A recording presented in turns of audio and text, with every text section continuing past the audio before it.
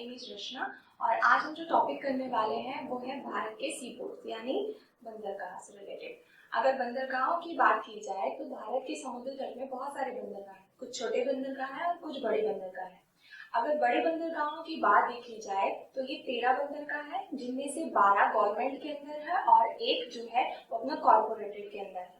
और छोटे बंदरगाहों की बात की जाए तो ये 200 है और कुछ और भी हैं जो अपना माध्यमिक अधिसूची के अंदर आते हैं।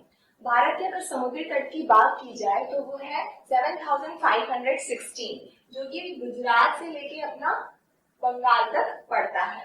अगर गुजरात में देखा जाए तो ये वाला जो पोर्शन है वो अपनी कच्ची की खाड़ी कहलाता है, ये वाला जो अपना सागर है वो अपना अरब सागर कहलाता है और ये वाला पोर्शन है वो बंगाल की खाड़ी कहलाता है, ये अपना अंडमान निकोबार द्वीप समूह कहलाता है और इधर अपना लक्षद्वीप है। अब उसके बाद बड़े बंदरगाह की अगर बात देखी जाए तो बड़े बंदरगाह की जो देखरेख है वो केंद्रीय सरकार करती है और छोटे बंदरगाह संविधान की समवर्ती सूची में शामिल है, जिनकी देखरेख राज्य सरकार करती है। छोटे बंदरगाह जो है उनके बारे में देख लेते हैं कि कौन से राज्य में कितने बंदरगाह हैं। तो गुजरात में अगर देखे जाए तो छोटे बंदरगाह है 42, महाराष्ट्र में 48, तमिलनाडु में 15, कर्नाटक में 10 और पश्चिम बंगाल में 1, दमन एंड द्वीप में 2, आंध्र प्रदेश में 12, केरल में 17, उड़ीसा में 13, गोवा में 5, लक्षद्वीप में 10, पौंडीचेरी में 2, अंडमान निकोबार द्वीप समूह में 23 है। अब बड़े बंदरगाह की बात देखी जाए कि कहाँ पर कौन कौन से बंदरगाह हैं। गुजरात में अगर देखा जाए तो गुजरात में जो बड़े बंदरगाह है उसमें है कांडला, महाराष्ट्र में अपना मुंबई और दूसरा एक और है जिसका नाम है जवाहरलाल नेहरू, जिसका दूसरा नाम है नहावा शेवा। गोवा में है मारमा गोवा बंदरगाह, कर्नाटक में एक है न्यू मंगलोर बंदरगाह, केरल में एक है कोची बंदरगाह। तमिलनाडु की बात की जाए तो तमिलनाडु में 3 बंदरगाह है, पहला है एन्नौर, दूसरा है चेन्नई और जो तीसरा है तूतीकोरिन है। आंध्र प्रदेश में देखा जाए तो एक बड़े बंदरगाह है जिसका नाम है विशाखापट्टनम। उड़ीसा तट में अगर देखा जाए तो एक बंदरगाह है जिसका नाम है पारादीप। पश्चिम बंगाल में देखा जाए तो 2 बंदरगाह है, एक का नाम है कोलकाता और दूसरे का नाम है हल्दिया बंदरगाह। अंडमान में अगर देखा जाए तो अंडमान का जो कैपिटल है तो उसी के नाम पे रखा गया है पोर्ट ब्लेयर। बंदरगाह की बात करते हैं जो कि महाराष्ट्र में स्थित है और जिसका नाम है मुंबई बंदरगाह। अगर मुंबई बंदरगाह की बात की जाए तो ये एक प्राकृतिक बंदरगाह है और ये मुंबई में स्थित है और इसे भारत का प्रवेश द्वार भी कहा जाता है। इस बंदरगाह की क्षमता लगभग 200 टन से अधिक है और पश्चिम तट का अगर देखा जाए तो ये सबसे बड़ा बंदरगाह है और भारत का सबसे अधिक व्यापार यहीं से होता है। अगर परसेंट में देखा जाए तो 20% के अप्रॉक्स यहाँ पर व्यापार होता है और यहाँ से जो वस्तु निर्यात की जाती है वो है सूती वस्त्र। उसके बाद महाराष्ट्र में दूसरा एक और बंदरगाह है जिसका नाम है जवाहरलाल नेहरू या नहावा शेवा। ये बंदरगाह मुंबई बंदरगाह का दबाव कम करने के लिए बनाया गया है और अगर देखा जाए तो ये सबसे आधुनिक एवं सर्व सुविधा युक्त बंदरगाह है और यहाँ पर जिन वस्तुओं का निर्यात किया जाता है वो है शुष्क सामग्री और ये शुष्क सामग्री व्यापार के लिए सबसे ज्यादा प्रसिद्ध है। शुष्क सामग्री में जैसे आते हैं प्लास्टिक, वेजिटेबल ऑयल्स और भी। देखते हैं तीसरे बंदरगाह कांडला बंदरगाह। कांडला बंदरगाह गुजरात राज्य की कच्छ की खाड़ी में एक ज्वारी बंदरगाह है। आप यहाँ देख रहे हो कि गुजरात में कच्छ की खाड़ी के पास में स्थित है कांडला बंदरगाह। इसके निकट के राज्यों में खनिज के तेल, सीमेंट, रसायन, सूती वस्त्र इत्यादि उद्योगों का विकास होने से इसका महत्व काफी ज्यादा बढ़ गया है और यहाँ से जो वस्तुओं का निर्यात होता है वो है कपास, सूती वस्त्र, उर्वरक, कच्चा तेल, पोटास, फास्फोरस, नमक इत्यादि। इसलिए इम्पोर्टेंट ये है कि आपको बोल सकते हैं कि पोटास, फास्फोरस और कच्चा तेल ये निर्यात कहाँ होता है तो आप ये कह सकते हैं कि कांडला बंदरगाह में होता है। ये भारत का सबसे बड़ा और दूसरा बंदरगाह है। यहाँ पर मुक्त व्यापार क्षेत्र स्थापित किया गया है, ये इम्पोर्टेंट है। यहाँ पर एक मुक्त व्यापार क्षेत्र स्थापित किया गया है। दूसरे है मारना बंदरगाह। मारना बंदरगाह की अगर बात की जाए तो ये गोवा में अरब सागर तट के किनारे स्थित है, एक प्राकृतिक बंदरगाह है जहाँ भारी मात्रा में लोहे का निर्यात जापान में किया जाता है।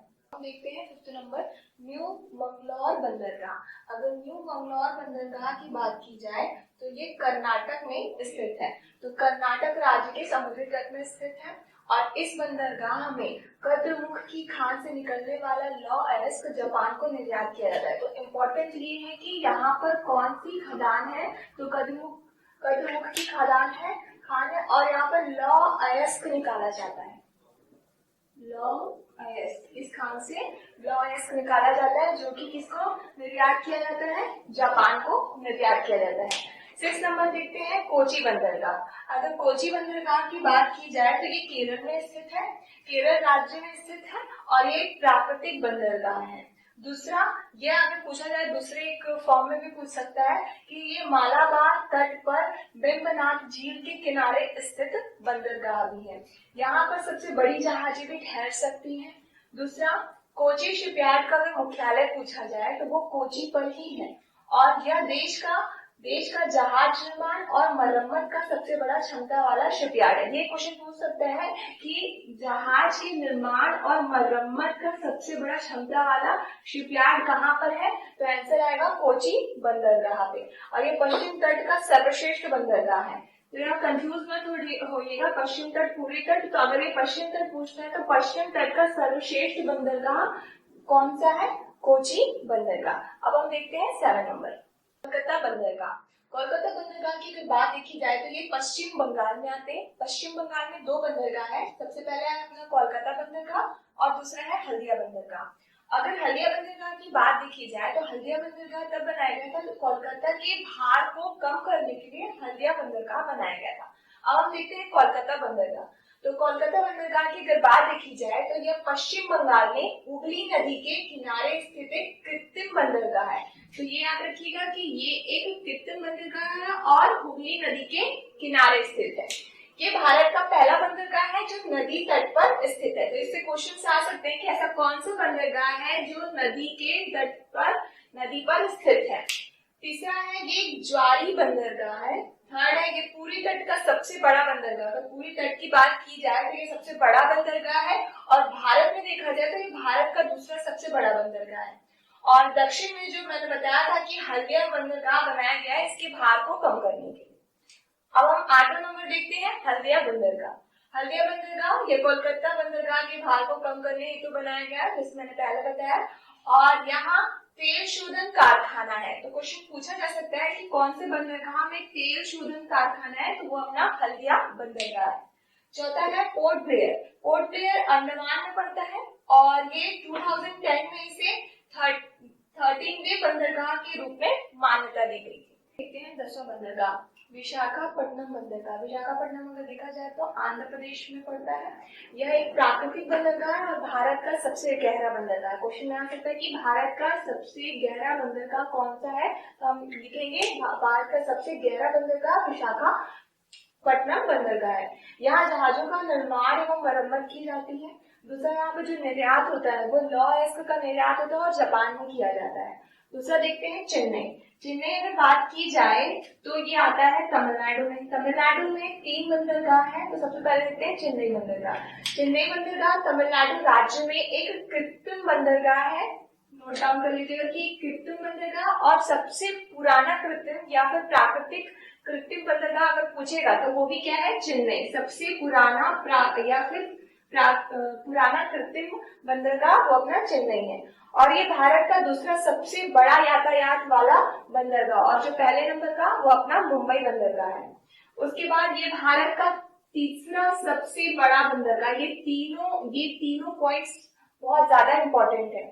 और ये लास्ट वाला, यहाँ पोतों की सुरक्षा के लिए समुद्र के किनारे दीवार बनाई गई है। ये भी इम्पोर्टेंट है। ऐसा कौन सा बंदरगाह है जिसके समुद्र के किनारे दीवार बनाई गई है, तो वो अपना चेन्नई बंदरगाह है। उसके बाद आते हैं एन्नौर बंदरगाह में। तो एन्नौर बंदरगाह ये भी तमिलनाडु में स्थित है और ये भारत का सबसे नया और 12वां बंदरगाह है।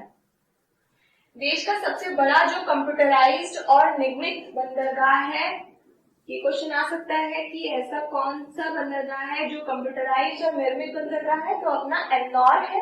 और इसे ये सबसे ज्यादा इम्पोर्टेंट इसलिए है कि अगर इसका निर्माण है जो एशियाई विकास बैंक की सहायता से विकसित किया गया है। तो कौन से बैंक की सहायता से इसे बनाया गया है, तो एशियाई विकास बैंक के द्वारा मतलब उसकी सहायता से बनाया गया है। अब हम देखते हैं तो बांदा बंदरगाह हमने लिया है उड़ीसा में पारादीप बंदरगाह से रिलेटेड।